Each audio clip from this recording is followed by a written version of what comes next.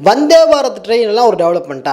இதெல்லாம் ஒரு டெவலப்மெண்ட்டான்னு கேட்குறேன். டெவலப்மெண்ட்னா எப்படி இருக்கணும் தெரியுமா? எப்படி சாப்பாடு டப்பாவுடைய இந்த மூடியில் சோறு ஒட்டாமல் இருக்கணும். அதுக்கு பேர் தான் டெவலப்மெண்ட். இதெல்லாம் ரொம்ப நக்கலாமா அப்படின்னு நான் சொல்லலை. புதுசாக ஒரு பீஸ் ஒன்று ஃப்ரெஷ்ஷாக சிக்கியிருக்கு, அதுதான் அப்படி சொல்லியிருக்கு. ஸோ என்ன நடந்தது அப்படின்றத முழுசாக பார்ப்போம் வாங்க. வந்தே பாரத் ட்ரெயினில் வாங்க, ரொம்ப நன்னா இருக்கும்.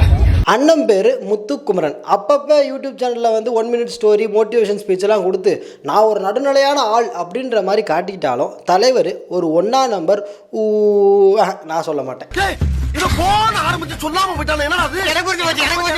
இவர் ஒரு நாள் வந்தே பாரத் ட்ரெயினில் ட்ராவல் பண்ணியிருக்கார். அப்படி அந்த ட்ராவல் பண்ண கேப்பில் பல அரிய கண்டுபிடிப்புகளை எல்லாம் கண்டுபிடிச்சிருக்காரு. அதில் ஃபர்ஸ்ட் இந்த கண்டுபிடிப்பை பார்த்துட்டு வாங்க. சாப்பாடு வாங்கிட்டு இருக்கேன். எனக்கு இது ரெண்டு பெரிய ஆச்சரியம்னா, சப்பாத்தி இருக்கு, சோறு இருக்கு, பருப்பு கொடுத்துருக்காங்க, சிக்கன் கொடுத்துருக்காங்க, தயிர் எதுக்கு கொடுத்துருக்கீங்க? பார்த்தீங்களா, வந்தே பாரத்தில் சாப்பாடு கொடுத்துருக்காங்க, சிக்கன் கொடுத்துருக்காங்க, பருப்பு கொடுத்துருக்காங்க, ப்ளஸ் தயிரையும் சேர்த்து கொடுத்துருக்காங்க. தயிரை ஏன்டா கொடுத்தீங்க? இப்போது தயிர் தடுமாறி தண்டவாளத்தில் விழுந்து ட்ரெயின் தடம்புறன்றச்சுன்னா எவ்வளோ பெரிய ஃபால்ட்டு அண்ணன் கண்டுபிடிச்சிருக்காரு. பார்த்தீங்களா, ஜப்பான்காரன் என்னென்னமோ கண்டுபிடிக்கிறா, நான் எதை கண்டுபிடிச்சிட்டு வந்துக்குது பாரு. இதுக்கே டென்ஷன் ஆனால் எப்படி? இதை விட அதிபயங்கரமான ஆபத்து ஒன்று வந்தே பாரத் ட்ரெயினில் இருக்குது. அதையும் அண்ணன் தான் கண்டுபிடிச்சி சொல்லியிருக்கிறாரு. என்ன ஆபத்து இருந்தாலும் இந்த சோறு பாருங்க, கரெக்டாக அதில் ஒட்டி இதே வந்தே பாரத் சோறு.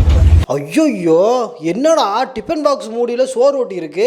வந்தே பாரத்தில் இவ்வளோ பெரிய பிரச்சனையா? ஏன்டா சோறு ஒட்டாத மாதிரி ஒரு மூடியை கூட கண்டுபிடிக்காம தான் இத்தனை நாள் டெவலப் பண்ணிட்டு சொல்லிட்டு இருந்தீங்களா?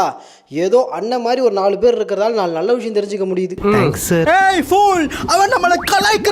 அதெல்லாம் ஒரு பக்கம் இருக்கட்டும். எடிட்டர் தம்பி, அந்த வீடியோ கொஞ்சம் ப்ளே பண்ணுங்க. இதெல்லாம் பார்த்த உடனே மனுஷனாடா நீ எல்லாம். ஃபார்வர்ட் பண்ண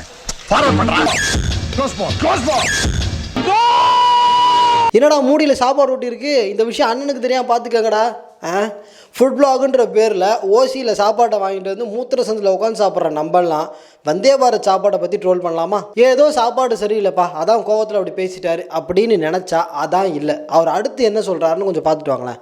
வந்தே பாரத் ட்ரெயின் மாதிரி கூட்டி போயிட்டு இருக்கீங்க. ஒரு வைஃபைக்குள்ளனா மானங்கிட்ட இல்லடா மர்க்கா சொல்லு. ஒரு வைஃபைக்குள்ளனா மானங்கிட்ட இல்லடா மர்க்கா சொல்லு. ஒரு வைஃபைக்குள்ளனா மானங்கிட்ட இல்லடா. இந்த மாதிரிலாம் பேசும்போது தான் காண்டாவது. நார்மலாகவே ஒரு நாளைக்கு ஃபோனில் 2 GB 3 GB சும்மா தான் கிடக்குது. நீ பண்ணுற இந்த 4 மணி நேரம் ட்ராவலுக்கு உனக்கு ஓசி வைஃபை கேட்குதோ? ஏன் உனக்கு இந்த வேலை? இது தேவைதானா? அதுவும் அது என்ன டைலாக்? அது ஒய்ஃபை கொடுக்க முடியலையாடா மானம் கட்டவங்களா? கேட்கறது ஓசி வைஃபை, இதில் உனக்கு எகத்தாளம் வேற. எடுக்கிறது பிச்சை, பேசுறது ஏதாவது குறை சொல்லியே ஆகணும் அப்படின்னு பேமெண்ட் வாங்கிக்கிட்டு தான் அண்ணன் வண்டியிலேயே ஏறி இருப்பார்னு நினைக்கிறேன். ஏன்னா வாங்கின காசுக்கு விசுவாசத்தை காட்டுறேன்னு சொல்லி சாப்பாட்டை முன்னாடி வச்சுக்கிட்டே வந்தே வாரத்தில் சாப்பாடு கொடுக்க மாட்டாங்கப்பான்னு உளறி வச்சிருக்கிறாரு. அப்புறம் போய் விசாரிச்சு சாப்பாடு இல்ல.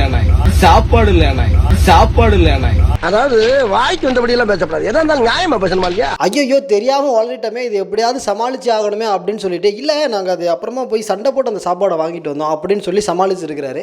இல்லை, எனக்கு ஒரு விஷயம் புரியல. ட்ரெயினில் சாப்பாடு எதுக்கு வச்சிருக்கான்? விற்கிறதுக்கு தானே வச்சிருக்கான். இருந்தா இருக்குன்னு சொல்ல போறான், இல்லைன்னா இல்லைன்னு சொல்ல போறான். நீங்க போய் சண்டை போட்டால் மட்டும் ஸ்பெஷலாக ஏதாவது மீல்ஸ் ரெடி பண்ணி கொண்டு வருவானா என்ன? தலைவன் ஃபைனல் டச் ஒன்று கொடுத்துருக்காரு, அதை கொஞ்சம் பார்த்துட்டு வாங்க. வந்தே பாரத்ல பயணம் பண்ணணும்னு முயற்சி யாராவது பண்ணீங்கன்னா வெளியே சாப்பிட்டு வந்துருங்க.